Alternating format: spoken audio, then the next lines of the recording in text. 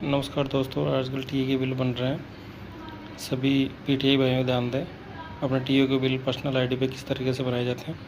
उसमें देखेंगे कि जैसे अपनी पर्सनल आईडी आईएफएमएस पे या एसएसओ पे जाके आईएफएमएस पे जाएंगे तो उसमें अपने आईडी पे जाएंगे तो उसमें पहले होम पेज पे जाके टीए अलाउंस राइट साइड में टीए अलाउंस के नाम से आइकन आएगा, उस पर क्लिक करते हैं इस प्रकार का आइकन खुलेगा।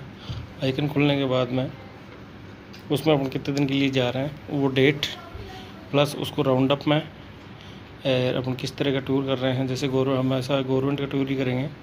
गवर्नमेंट का टूर करने के बाद में उसमें अपन किस पर्पज़ से जा रहे हैं। जैसे टूर्नामेंट में जा रहे हैं तो टूर्नामेंट लिखेंगे, या ट्रेनिंग के लिए जा रहे हैं तो ट्रेनिंग के बाद में जाने के बाद में, या फिर अपने विजिट के लिए जा रहे हैं तो वो विजिट, या इन्फेक्शन के लिए जा रहे हैं तो वो इन्फेक्शन लिखेंगे। रिमार्क में लिखेंगे तो वो राउंड अप ही होती है हमेशा।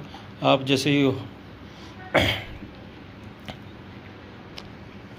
मुख्यालय से जहाँ जाओगे वो राउंड अप में होगी, जो मुख्यालय का नाम लिखने उसमें लगा कि जहाँ कितने दिन के लिए जा रहे हो वो डेट व उसके बाद में आने की डेट। फिर ये उस पर क्लिक करते हैं, ऐड जर्नी होगा, उसमें जाके आप कहाँ जा रहे हो। जैसे अगर इन सिटी मेन सिटी में जा रहे हो तो उनका नाम ऑटोमेटिक आ जाएगा। अगर उनमें नाम नहीं आता तो आप अदर लगा के, जैसे आपका मुख्यालय है वहाँ का उसका नाम PO-70 जो भी मुख्यालय है वहाँ का नाम, और आप जहाँ पे टूर्नामेंट में जा रहे हो या कहीं दूसरे डिस्ट्रिक्ट में जा रहे हो तो उसका नाम। अगर आपका इनमें से डिस्ट्रिक्ट नाम नहीं आ रहा तो उसमें भी आप अदर लगा सकते हो। अदर लगाने के बाद में वहाँ का नाम डाल दीजिए आप।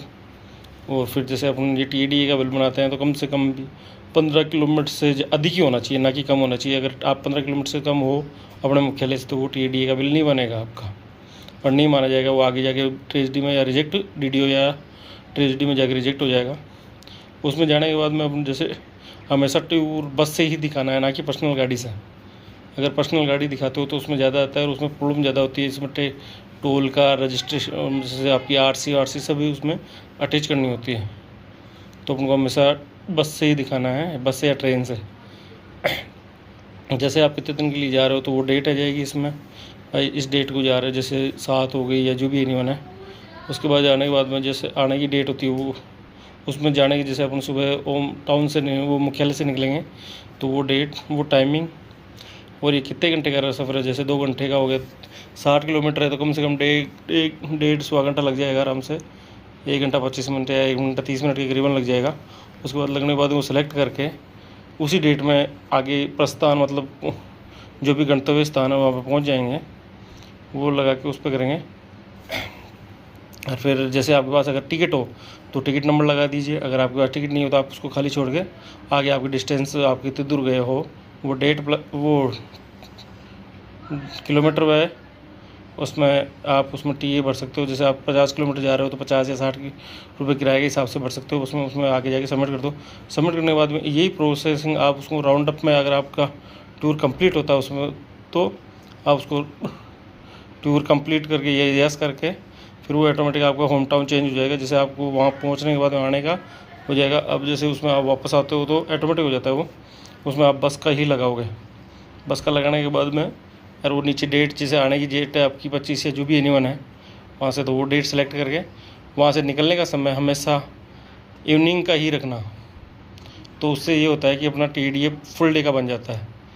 तो फिर उसके बाद में आने का लगा के और वो डे प्रोसेसिंग करके आप उसमें, अगर आप वहाँ रात में अगर आपने होटल ली हो या कैसे भी, तो आपके पास टिकट हो तो आप बोर्डिंग यस भी कर सकते हो। अगर आपने बोर्डिंग नहीं ली, आपने आगे व्यवस्था कर रखी है वहीं पे, तो आप उसमें बोर्डिंग कैंसिल करके आप उसमें ऑटोमेटिक आपका DA आ जाएगा। DA आने के बाद में आप उसमें आपकी ऑर्डर ओवर DL उसमें सेलेक्ट करके अटैच कर देना उसमें, जैसे ऑर्डर हो गया।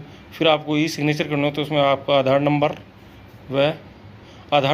लगाने के बाद में आप उसको सबमिट करोगे, रिक्वेस्ट OTP पे करोगे तो उसमें आपके टेक्स्ट मैसेज पे आपका OTP आएगा। वो OTP लगाने के बाद में आप सिग्नेचर हो जाएगा। सिग्नेचर होने के बाद में वो उसमें रिक्वेस्ट जनरेट हो जाएगी।